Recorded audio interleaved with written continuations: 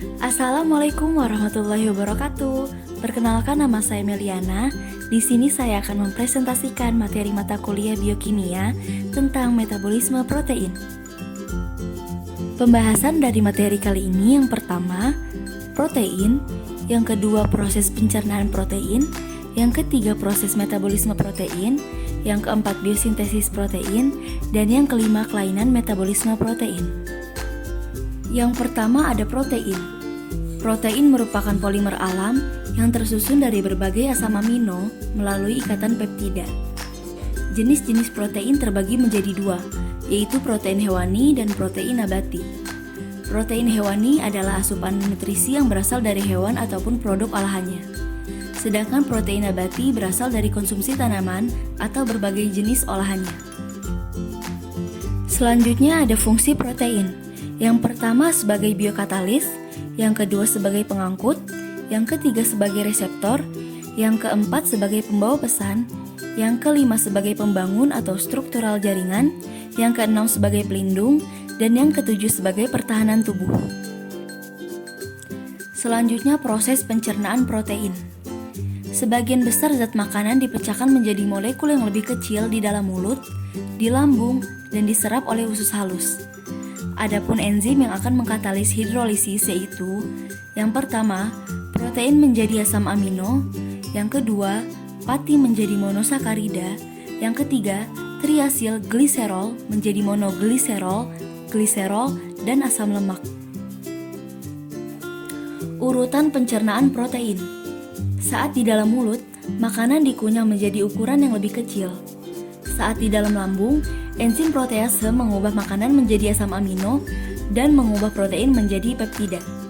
Saat di dalam usus halus, asam amino diserap dan masuk ke aliran darah bersama nutrisi lainnya. Selanjutnya ada proses metabolisme protein. Secara umum, metabolisme protein saat protein berada di dalam sel akan diuraikan oleh protease dan peptidase melalui proses anabolisme dan katabolisme. Asam amino yang terbentuk dari katabolisme protein akan dimetabolisasi menjadi amonia dan kerangka karbon. Selanjutnya, kerangka karbon akan ikut dalam siklus asam sitrat dan gluconeogenesis. Sedangkan amonia akan mengalami sintesis membentuk urea atau membentuk asam amino yang baru. Lalu ada katabolisme nitrogen asam amino. Hanya sedikit organisme yang dapat mengubah nitrogen bebas menjadi senyawa biologis yang berguna seperti NH3. Oleh karenanya, organisme umumnya menggunakan nitrogen dari asam amino. Pada umumnya, asam amino dimetabolisasi di hepar. Amonia yang dihasilkan didaur ulang dan digunakan untuk bermacam-macam proses biosintesis. Kelebihannya akan dibuang sebagai urea. Transaminasi. Transaminasi adalah pemindahan gugus asam alfa amino pada glutamat. Proses ini merupakan reaksi pertama dari proses katabolisme. Reaksi ini diawali oleh enzim transaminase. Hasil dari proses ini terdapat pembentukan amonia dari gugus alfa amino, terutama terjadi lewat konversi menjadi nitrogen alfa amino pada alfa glutamat. Deaminasi oksidatif. Pada tahap ini, L-glutamat yang berasal dari tahap transaminasi akan diangkut menuju mitokondria dan di sini akan mengalami proses deaminasi oksidatif yang menghasilkan asam alfa keto dan amonia. Reaksinya dikatalisis oleh enzim L-glutamat dehidrogenase. Amonia diangkut ke hepar oleh glutamin. Pada tahap ini, amonia melalui vena porta akan diangkut ke hepar dan diubah menjadi senyawa non-toksik urea, sehingga darah yang meninggalkan hepar pada hakikatnya bersih dari amonia. Pelepasan amonia ini dikatalisis oleh glutaminase renal. Ekskresi nitrogen dan siklus urea.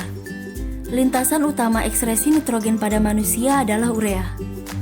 Urea disintesis dalam hati, dilepas dalam darah, dan dibersihkan oleh ginjal. Siklus urea dimulai di mitokondria sel hepatosit. Pembentukan urea dari amonia terdiri atas 5 tahap. 3 diantaranya berlangsung di sitosol yang berupa sitrulin. Selanjutnya, gugus amino dari aspartat yang berasal dari sitosol akan berkondensasi dengan gugus ureido dari sitrulin. yang akan membentuk arginosuksinat yang dikatalisis oleh arginosuksinat liase. Terakhir yaitu proses terurainya arginin menjadi urea dan ornitin yang dikatalis oleh enzim arginase. Jadi, ornitin akan terbentuk kembali dan akan diangkut ke mitokondria untuk kemudian dipakai lagi dalam siklus urea. Selanjutnya ada biosintesis protein.